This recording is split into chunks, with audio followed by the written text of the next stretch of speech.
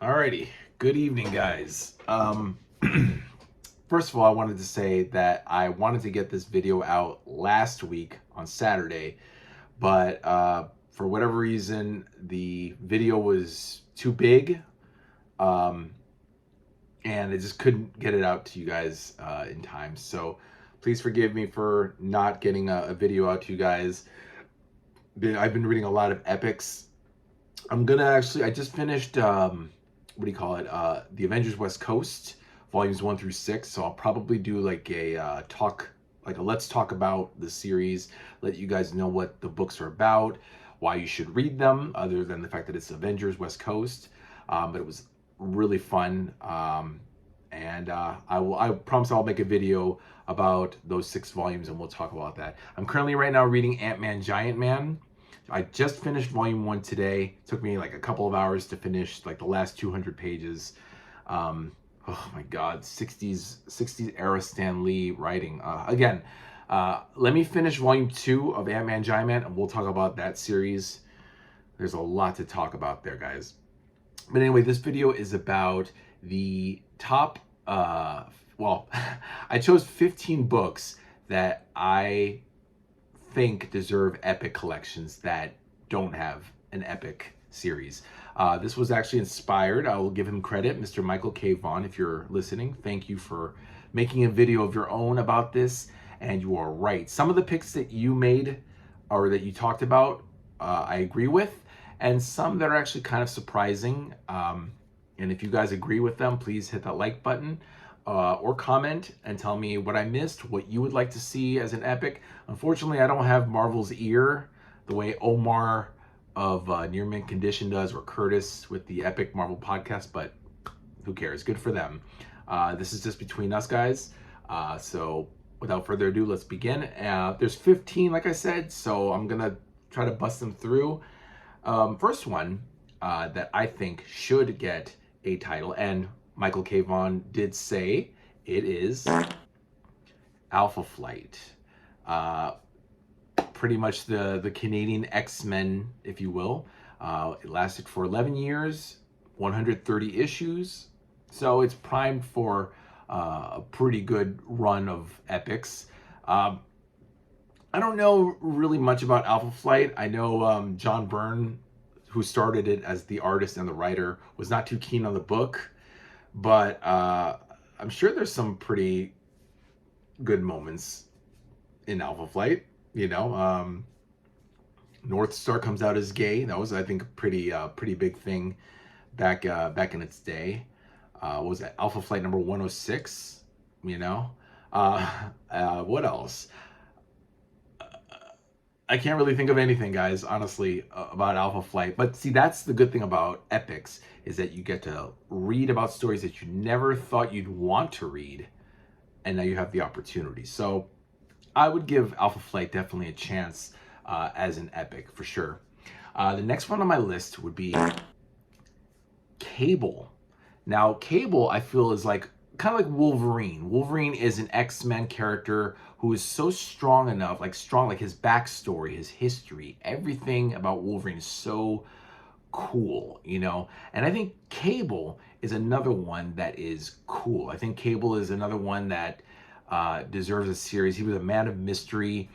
His own series lasted from 1993 to 2002, and it went for 107 issues. Not to mention the Blood and Metal, the 2-issue Blood and Metal series that came. It was not a mini-series, like a 2-part, just begin and end, you know, like beginning and end series back in 1992, which predated the monthly series, which came out in 1993. So you can, you know, put those two. They already collected the Blood and Metal in volume 2 of X-Force. So it would be double dipping in that regard, but it's Cable, so I would allow it. And I think those 2 issues of Blood and Metal and the Cable series, and of course various X-Force titles thrown in there that crossover with Cable would fit. So yeah, definitely Cable would be a good nominee and pick for me as an epic collection series. The next one I chose is Captain Marvel. And of course, we're talking about Marvel, the Kree warrior before Carol Danvers became Ms. Marvel. Like Alpha Flight, Captain Marvel enjoyed an 11-year run as a series. Maybe not an altogether successful series, not even a monthly series. I think it was bi-monthly a couple of times, but it ran for 11 years in print from 1968 to 1979. You can also throw in his first appearance in Marvel Superheroes number 12 in 1967. I'm looking at my computer. I'm a little cheating, guys, because there's so much in my head that I can't think, and I don't want to give you guys the wrong information. But yeah, I think Captain Marvel fit quite nicely in the Marvel Universe. Of course, the Kree-Skrull War. I don't know if they might throw that in there. The Avengers might be a little too much, but they could, of course, throw in the Marvel Graphics 1, which was the death of Captain Marvel in 1982.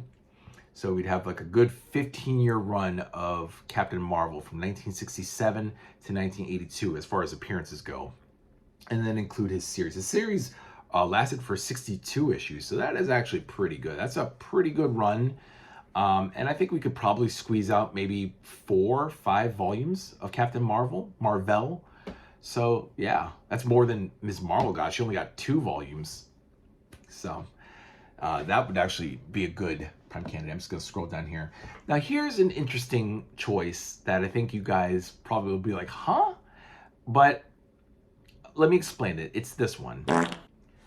Champions of Los Angeles, or The Champions. You know, I often, when a member leaves the team, you kind of wonder, where did they go, right? So the great thing about the epics, especially having nearly 300 epics, not bragging, I'm just saying, when you have a lot of epics, you can pretty much follow the characters. I mean, it's a pretty big, expansive universe, but you can follow the characters or where they go from team to team. Now, in 1975, which is when Champions started, Bobby Drake, Iceman, and Angel, Warren Worthington, went off to Los Angeles. They left the X-Men because there was the new international team, Wolverine, Storm, Nightcrawler, Colossus, Sunfire, Banshee, we all know that story. But the original X-Men, except Cyclops, left. Of course, Jean came back. But Bobby and Warren went west to Los Angeles, and they hooked up with Ghost Rider, Hercules, Black Widow. Was there another person? Or was it 5? I think maybe it's just those 5. And they became the Champions, or the Champions of Los Angeles, something like that. And I often wonder, gee, what did happen in that period that Bobby and Warren were not in the X-Men? Well, the Champions, Now, unfortunately, the Champions only lasted 3 years, from 1975 to 1978, and it only went for 17 issues, right? You could probably fit 1 volume in that, in 17 issues, 17 issues in 1 volume. But apparently the Champions did appear in other books. I mean, Marvel really tried to get readership on the book. I mean, they crossed them over with, I'm looking right here, Avengers 163 in 1977, Peter Parker, The Spectacular Spider-Man number 17, which was in 1978, and even Godzilla. Like when Marvel had the rights to Godzilla and made it a Marvel comic, the Champions guest starred in Godzilla. So, I don't know if Marvel still has the rights to Godzilla. Maybe if you guys know, let me know in the comments. But yeah, I mean, you could probably fit in a nice 1 volume with those issues. The first 17 issues of Champions, Avengers 163, Peter Parker, Spectacular Spider-Man 17, and I even threw in the X-Force Champions annual from 1998, which was in the X-Force Volume 7 epic. They could, if they need the extra room, like the extra space. I could probably see 1 volume maybe at 520 pages if they get it. If not, they can just take out that X-Force Champions annual. That would work. But I think Champions of Los Angeles, or I keep saying Champions, the Champions. The Champions would be a very good candidate for an epic. Call me crazy, guys. I'd like to know what Warren and Bobby did with Ghost Rider, Johnny Blaze Ghost Rider, Natasha, the Black Widow, and Hercules, you know? They left the Avengers. Where did they go, you know? So that's something to think about. I like that that there's so many epics that you can follow a character throughout, you know, 40 years from like the 60s all the way to the 2000s. So I like that. Next one, guys, is Cloak and Dagger. You know, I like the idea that we can, that the epics can have as many characters involved in the universe. And Cloak and Dagger just feel like the kinds of characters that, you know, they have their master works and their essentials. I think they have, you know, omnibus or whatnot. But I feel like the epics should just be all encapsulating of events and issues and storylines of from the A-listers to the D-list superheroes and even villains. If they ever decide to do a villain-centric epic like for Doctor Doom or Magneto, that would be awesome. But I think Cloak and Dagger are a good B to C level. I mean, you know, they're I mean, if they can make a Morbius epic, Cloak and Dagger definitely deserve some love in the epic department. And they did a lot of stuff. Just looking here on my computer here, they had a limited series. Well, first of all, they did their first 3 appearances in Peter Parker's Spectacular Spider-Man, number 64 and 81 and 82. So you can fit those 3 issues in volume 1. Then go into the Cloak and Dagger limited series, 1 to 4, from 83 to 84. Then they did a volume 2 for 11 issues. Then they did the Strange Tales split book with Doctor Strange from 87 to 88.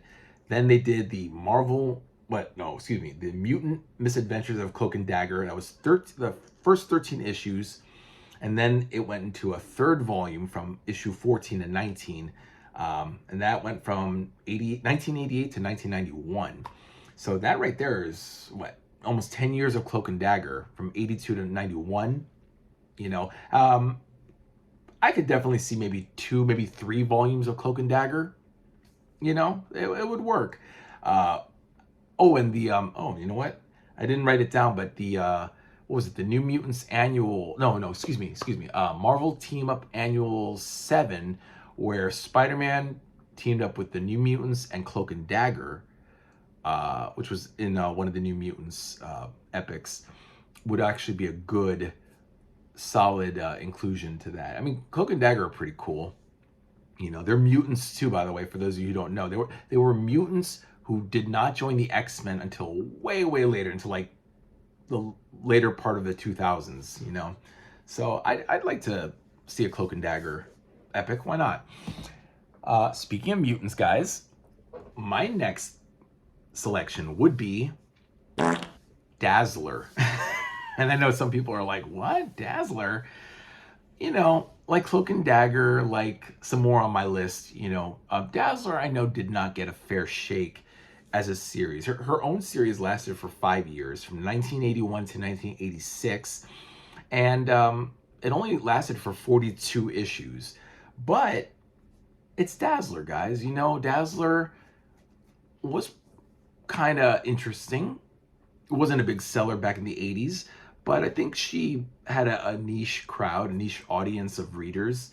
And of course, Jim Shooter was the writer and also the editor-in-chief at the time. And I guess he was like, you know, he shot himself in the foot by writing the story, didn't really make anything out of it, and then ultimately canceled the book, you know. Take it up with him. But I feel like Dazzler has potential. Of course, included would be the first appearance in Uncanny X-Men 130, which was in 1980, February of 1980. I'm going by the indicia date, by the way, guys. February of 1980. Then, of course, she had her Marvel graphic novel number 12, which was the Dazzler, the movie from 1984. I mentioned the 42 issues. And Beauty and the Beast 1 to 4, which is the limited series that she did in 84 to 85 with the Beast, which was also collected in the Defenders, I think volume 8, was it? Well, the volume 8 epic, which was a pretty good story. So definitely Dazzler has a good run of epics there. Probably 4, maybe 5 volumes. I don't. I think a Dazzler epic is inconsequential, but it would be pretty neat to have. For some reason, like Champions, I just feel like having like those 2 series as an epic would be neat. Maybe not essential or mind blowing, but it's like I said, if they have a Morbius epic, why not a Dazzler? Why not a Champions epic series? So, let me know what you guys think. Now this is one, the next one here is actually pretty, I think people would really like this. It would be a major epic. And I'm talking about Inhumans. I think Inhumans, I know the TV series was a colossal failure. And so Marvel's probably like, you know, we don't know, you know, but I think we as true Marvel comic book readers, we can ignore the TV series and say we want an epic. I want the epic, guys. I don't know about you guys. I hope you guys agree. Of course, collected would be Fantastic Four 44 to 47. You know, appearance of Gorgon. I know Medusa appeared with the Frightful Four in like issue 36. So I don't know if she would be included with that. I mean, you know, she is a member of the Inhuman royal family. So yeah. Maybe that would be included. And of course, you know, the introduction of Crystal, Gorgon, Karnak, Triton, Black Bolt, you know, all of them would be cool. Also, they appeared in Amazing Adventures 1 to 10 in the 70s. That was with the split book with Black Widow. So from 1970 to 1972, that would be good. I'm talking about Amazing Adventures 1 to 10. That would also be included. They even had a 12-issue first volume from 1975 to 1977, so I would definitely include that, and maybe even the second volume of 12 issues from 1998 to 1999, if they want to go that far. And I know, you know, they appeared here and there. Like I know Karnak and Gorgon appeared on Daredevil of all places. I don't know if those appearances mattered that much in Daredevil, but I think it'd be cool. I know Medusa also appeared like in Spider-Man, was it 56 or 57? You know, they all made appearances here and there, so that could be thrown in. But definitely, I think an Inhumans epic is definitely needed at some point, because they were definitely a pivotal part in Fantastic Four and just Marvel, the Marvel Universe as a whole. The next selection, and again, this is a Michael K. Vaughan. I almost called him Marvel K. Vaughan. Marvel K. Vaughan. It is Marvel Team Up. That's what I was trying to say. And I know he likes this series, and I agree with you, Michael. I think Marvel Team Up should get it. There's already Marvel 2-in-1. So why not a Marvel Team Up? You know, maybe it might be, my guess is that it might be too many Spider-Man books if they decide to go with a Spectacular Spider-Man epic, and we'll get to that pretty shortly. So, I mean, we already have Amazing Spider-Man, Marvel Team Up, Spectacular Spider-Man. I wouldn't mind personally. Again, I never read any of these books. I do have a couple individual issues of Marvel Team Up only because the X-Men appeared in them. But, you know, I'm not really that big on team-up books, to be perfectly honest. But it would be intriguing. I think Marvel Team-Up definitely would work. I mean, they've had Essentials, Masterworks, Omnibus, right? So an epic of Marvel Team-Up would be pretty feasible and reasonable to have. The next one here, guys, is definitely up there with like an X-Force book, and I'm talking about New Warriors. New Warriors, you know, we got what, 6 years of the New Warriors. It went for 75 issues, 1 to 75, 1990 to 1996. Not to mention their first appearance in Thor #4, 11 in 1989. That was the first appearance of New Warriors. Then they got their own book a year later, went for 6 years, and then it got canceled after the 75th issue. And like Generation X, 75 issues. We're looking at maybe 5, maybe 6 volumes, because I know they appeared in other, Spider-Man Annual number 23, The Hero Killers. They appeared in various X-Force titles, and, what else? They were in also, what did I read? They've been all over the Marvel Universe, They definitely had their place. And I think a Marvel... Oh, no, excuse me, I'm sorry. Amazing Spider-Man Annual 26, not 23, 26. But New Warriors is definitely a strong enough book to get. And I know Michael also said Nova, this is not on my list, but Nova, who was a member of New Warriors, should also get an epic. Nova is actually not on my list. It's not, but I don't disagree that Nova should have an epic series. He should, as does New Warriors. Next one is Nick Fury. Now, we already have the Sergeant Fury series. Sergeant Fury, as we know, takes place during World War II. It's Sergeant Fury and the Howling Commandos. This, of course, as we know, is Nick Fury, Agent of S.H.I.E.L.D. Nick Fury in the present day, the 60s era, 60s, 70s, which was present day at the time when they brought him into the Marvel Universe. So I'd say, why not? Why not a Nick Fury companion to Sergeant Fury? Nick Fury definitely is a crucial, pivotal member of the Marvel Universe. I mean, S.H.I.E.L.D. is such an institution. And Nick Fury also is just a major player. And I would love to read the early stuff. The Jim Steranko, the first volume from 68 to 71, which was 18 issues. I'd love to read that. The Jim Steranko Nick Fury books. He actually had 3 volumes.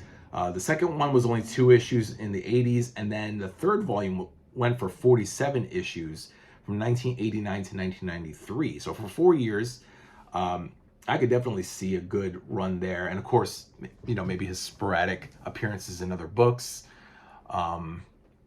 Yeah, Nick Fury definitely works. He's certainly a big enough character to warrant his own epic. But I think I'd like to see more, besides just a Nick Fury, Agent of S.H.I.E.L.D., just Nick Fury all around. Maybe it would be like Hawkeye, because Hawkeye, his fourth volume is going to go from like 1994 into the modern era of like 2008 or 9. So, I don't know. I could see Nick Fury doing that too, like Hawkeye. We'll see, Now the next one, the next selection is kind of iffy, but for some reason in my mind, I'm thinking no one really knows much about this character. I don't know much about the character. I'm talking about Nomad. Yeah, I mean, I vaguely recall my older brother when we used to buy individual comics, he had a couple Nomad issues, but I really knew nothing about him. Looking, when I researched, he's Jack Monroe, who was the original, he was Nomad, right? He was Nomad when Captain America, when Steve Rogers ditched, no, wait, help me out here. No. Jack Monroe, wasn't he Bucky or something? He was a character in the 50s, or was he Captain America? He had something to do with Captain America or Bucky or something, and then he became Nomad after Steve Rogers became Nomad. It's something like that. So I know Jack Monroe is, like a secondary character within the Captain America world. I haven't read any of the Captain America epics. I'm so dying to, guys. But that aside, I think Nomad would probably be a good entry. The first volume went for 4 issues. The second one went for 25 issues. So total for the collective years, it was from 1990 to 1994. 4 years, maybe 3 volumes, maybe 4 volumes of Nomad, just to kind of figure out who the guy is. I don't know. Nah, maybe I could have dropped that one. I don't know. But no, I should have maybe dropped Nomad in favor of Nova, you know. So yeah, Nomad. The next one is Power Pack. Now, Power Pack is kind of like they're like a C level, right? A C level superhero title. I know Power Pack mingled with a lot of characters from the Marvel universe, like X Factor, Wolverine of X-Men. There's that iconic issue in 195 of Uncanny X-Men where Wolverine's holding one of the Power Pack kids and he has his claws extended, and they're like, the kids are like, oh no! It's pretty cool. I should actually put that picture up too. Yeah, Power Pack. I mean, like Dazzler, like Champions, I would put Power Pack in on that list as far as not really essential, but it would be neat. It would be neat just to feel like we've collected a small part of the Marvel universe. You know, we have our A-list titles, B-list, C-list, D-list. Power Pack is like, yeah, C-list, D-list superheroes, but it would still be cool to have that small chunk of the Marvel universe in our collection, right? Am I right, guys? I mean, you let me know. Power Pack lasted from 1984 to 1991 for 62 issues. And then there's a 63rd issue in 2018.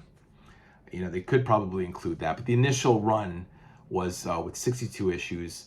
I would even throw in, like I said, the Uncanny X-Men 195 from 1985, and even the X Factor 25, which was the Fall of the Mutants crossover. That would, 1988. That would also work too. Power Pack, the story of Katie, Jack, what was it, Alex and Julie? I think that's their names. Yeah, I would actually be open to reading Power Pack. So the next one, we have about 3 more, guys. Next one is Rom Spaceknight. Boom. Rom Spaceknight. I think Michael K. Vaughn also, I keep going back to him because he did it first. I agree. And it's funny, Rom would probably be the one licensed character I would not grouse about. I know I did that with Conan and Star Wars and Alien and Planet of the Apes. You know, you guys have heard me say, is it worth it? Is it worth it? I would say yes for Rom, only because Marvel made a conscious effort to ingratiate and integrate, more integrate than ingratiate, Rom into the Marvel Universe. I mean, Rom appeared in Power Man and Iron Fist, 73, Incredible Hulk number 296. I think that's it. I don't know. but Rom has also, Rom has also met the X-Men in his annual, I think annual number 2, was it?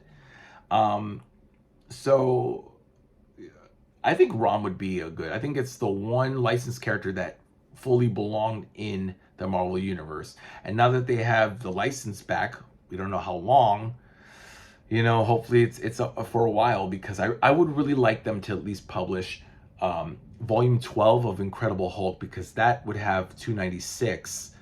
And if they don't, if they lose the license before they do that, we're not going to get a volume 12, or they're going to skip 296. I hope not. I'd like to have a complete set of issues. I would like for them to re-release volume 2 of Power Man and Iron Fist, so we get issue 73. Who knows, guys? Right now they released have they already released it? I don't even know if they've already released it or they're planning to, but the Romnibus, that, and of course Marvel wants to, you know, let time pass. They want to make their money with the Romnibus before they can even entertain the idea of an epic collection.